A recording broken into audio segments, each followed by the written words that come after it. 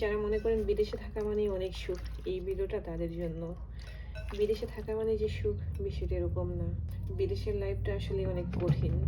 সারাদিন কাজ করে এখন বাসায় এসে রান্না বান্না করতে হবে।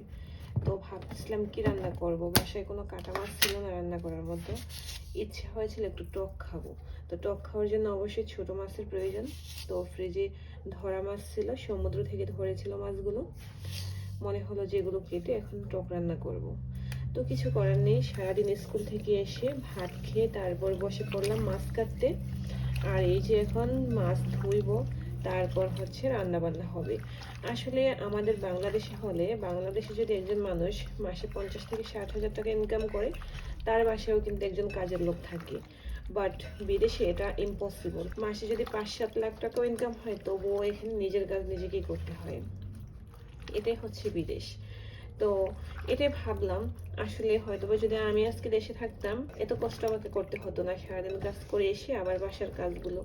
আসলে আমাদের বাঙালি মেয়েরা কিন্তু অনেক সুখী।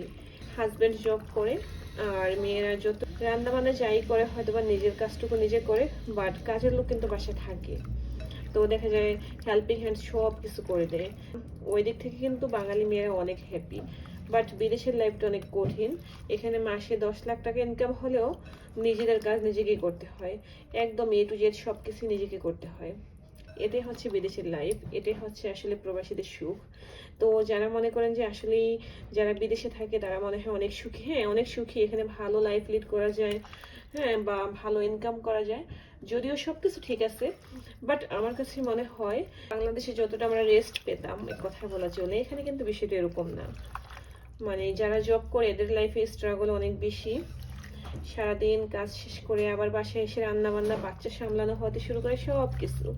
আর আমাদের দেশে হলে তো, বাংলাদেশে কি করে কোনো মহিলারা জব করে না, তাও কিন্তু বাসায় একজন হেল্পিং হ্যান্ড থাকে হেল্প করার জন্য।